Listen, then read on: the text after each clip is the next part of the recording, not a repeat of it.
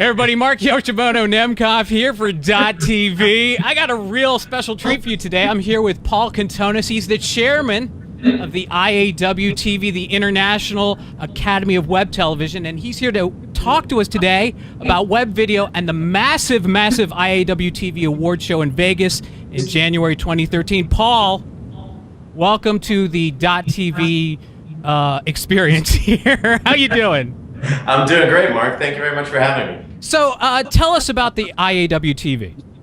So the International Academy of Web TV was founded back in late 2008 as the industry governing body for web television, primarily to focus on honoring and promoting excellence within the space. An organization for not only the talent and the creators, but the writers, the directors, the producers, the distributors, the networks, the ad agencies, basically everyone that was within, that is within this industry. And it started off as a small organization of a few hundred, of 100, there were original 100 members, and it's expanded to a much larger organization that is global. We have members from all across the world. Primarily, it's a US-based membership right now, ranging from the biggest of the biggest to the newest of the newest. And so it's a real honor to be working with the organization.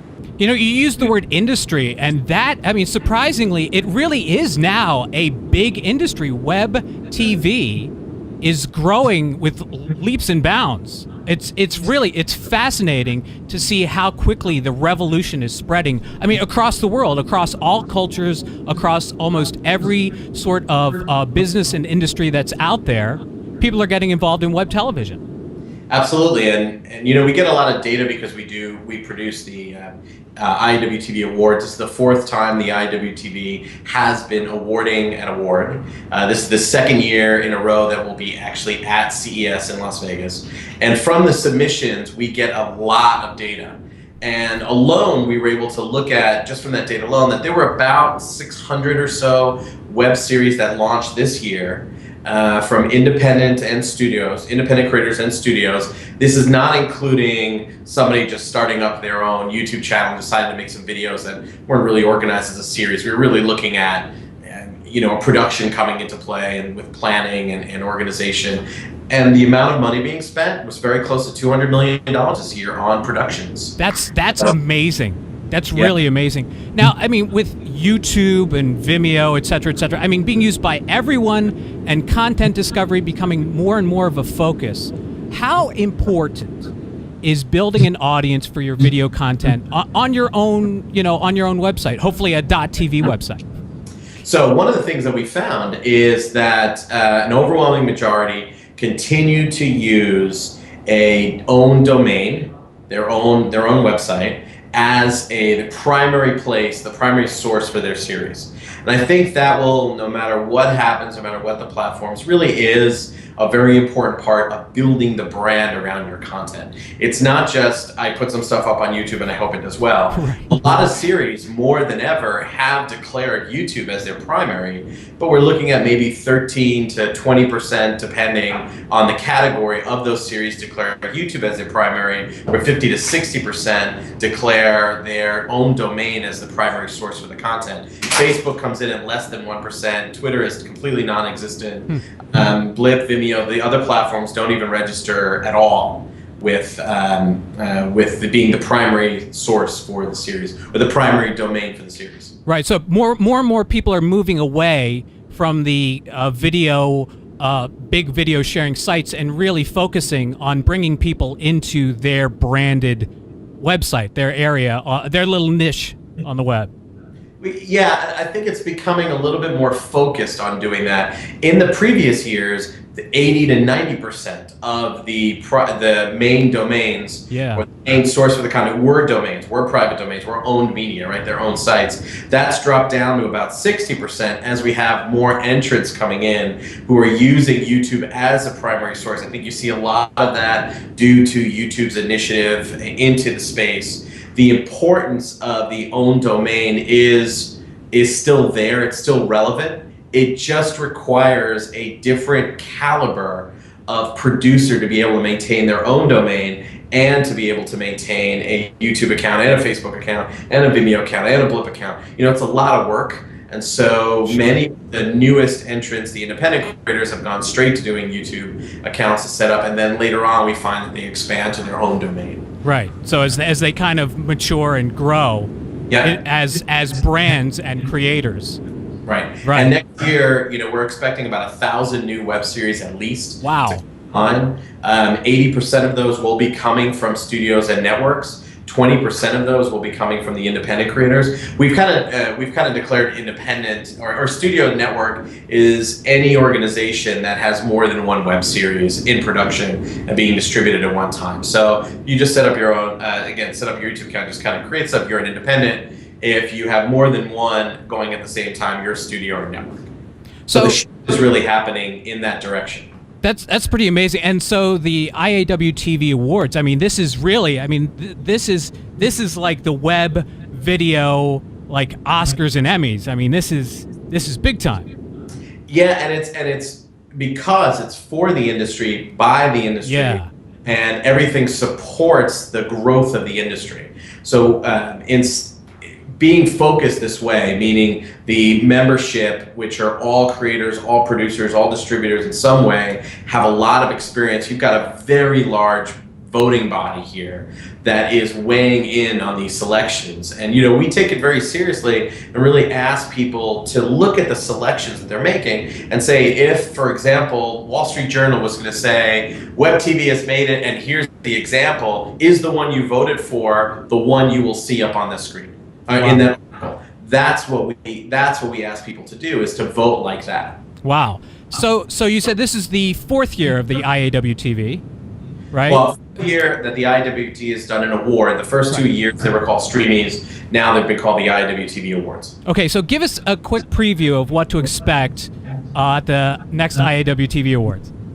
Well, what you're going to see is a really broad group of entrants and nominees and winners. Whereas last year we were dominated by some key groups that really took a lot of the awards, and these were big productions. Last year we had the series What's Trending, the live news show, really come home with a lot of awards. That's a show that was kicked off by a very large investment by CBS.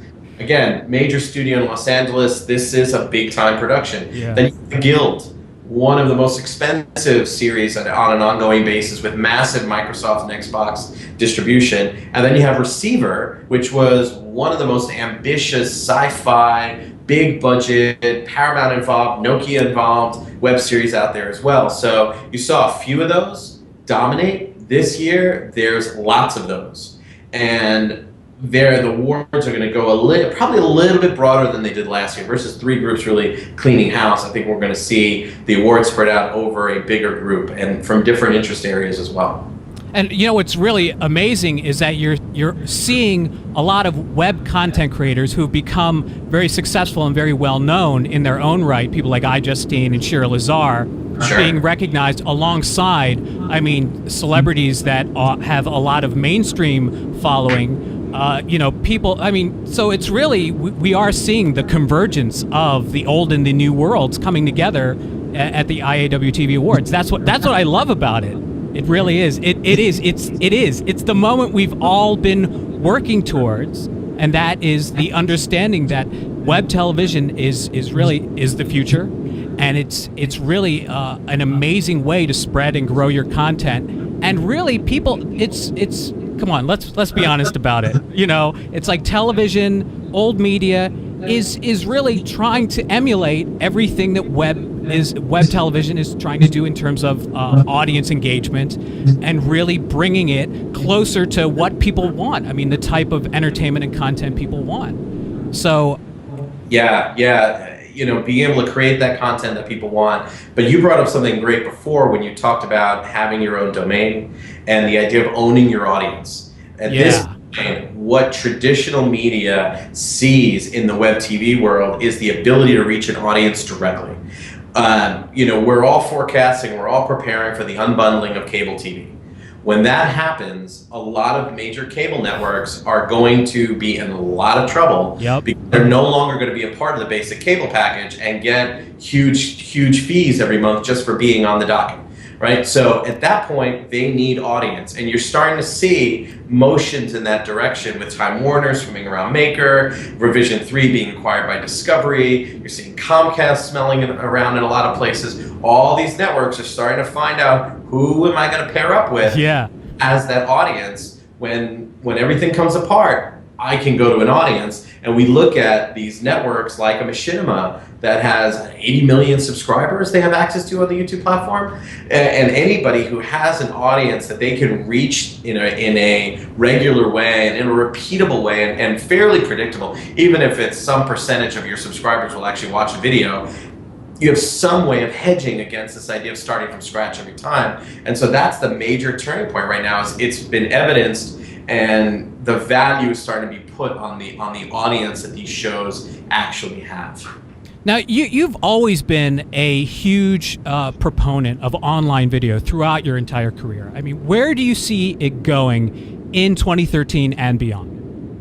Well, one of the big things that's really happening right now is understanding the business side of it and creating repeatable business models, which is allowing for more investment money to come into the space, which is allowing for traditional media to understand it. And as those models solidify, then the advertising side can connect better to it because the scale will be there. I think 2013, we're really looking at finally the content and the advertising dollars speaking and fitting in the same way. We've been getting closer and closer and closer, but really it's still separate languages and separate discussions. Those discussions are getting closer to this point, especially as we see big major networks coming together, valuations being established, the ability to scale up content, the ability to offer mass audiences.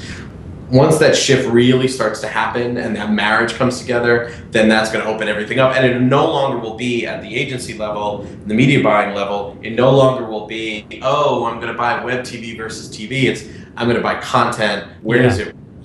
Great. Let me hit my audience. Let me hit the content. Let me get what I want. And we're getting closer to that. I think 2013 will be the first movement to that. 2012 was all about major tentpole events. We had the YouTube's big initiative. We had the IAWTV awards at CES showing that web TV and consumers were coming together, and that everyone agrees on that. And then we had the digital content new fronts taking place where AOL, MSN, Hulu, Yahoo, YouTube all had digital content upfronts, which the IAWTV was a part of. You have these three major tentpole things happening, and then it sets up 2013. Wow. Yeah. I mean, you know, the old paradigm of, you know, Madison Avenue is really, it's eroding completely. It's like their resistance to jump into what it is that they didn't understand before is falling away because you have these people who didn't understand really just kind of disappearing, and all the young guns who know what's going on and are eager to get involved are starting to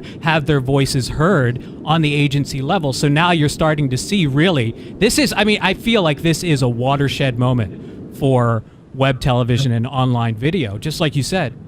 So, all right. So, what last tip do you have for small businesses just getting started in online video? You know, it's probably one of the toughest things. It's really understanding why you're doing it. Yeah. Why are you going to be producing this video content? What is your expectation of it? Yeah. If your expectation of it is, for example, I want to do it, let's say I have a business, an e-commerce business, and I want to make some content to drive my sales, great, very simple, understand it. It's more of a marketing thing, great, you get it. If you're a content creator and you say, okay, I'm going to start making content, if your expectation is it's going to take off, be huge, and you're going to make a lot of money from it, let's do this. Yeah. You really, it's a big gamble. If your expectation is, I'll do it, it's a labor of love, I love it, I've got something to show, and I can get something else, great, that also works too. So you really have to understand what your expectations are, plan accordingly, and work. It's a lot of work. And I think that's what a lot of many creators independent creators don't understand, is the sheer degree to which they have to work beyond the development and the writing and the production and the post and, you know, getting it online. Great. It doesn't end once you upload it. There's so much you have to do. So really understanding why you're doing it, set yourself some goals, timing and expectations. You'll do right by yourself. Yeah, it's more than just wearing a bunch of hats. So. Yeah, very true. Paul Kontonis, thank you so much for being with us. Now, where can we find the IAWTV Awards? Great question. They're happening January 8th at CES. You can go to IAWTVawards.org for more information. There's also ticket information available there as well. And then on January 9th, there is a conference day, which is the digital content conference part of Entertainment Matters, which is a whole day all dedicated to web TV and a massive discussion going on there as well. So you're going to see not only the awarding of the best and the brightest and getting together the greatest amount of talent, but then the next day you're going to have like real discussion about what's coming up, what needs to happen from monetization and production, creation to seeing case studies from beginning to end. It's really going to be a deep dive for the industry as well. So you heard it right here from Paul Kontonis. If you are a serious video creator, you should get a membership. You should get a membership for the IAWTV, and you can find that also at IAWTV.org. IAWTV.org. Paul Kontonis, thank you for being with us. I will see you in Vegas, my friend. Excellent, Mark. Thank you very much. I look forward to it. Catch you later.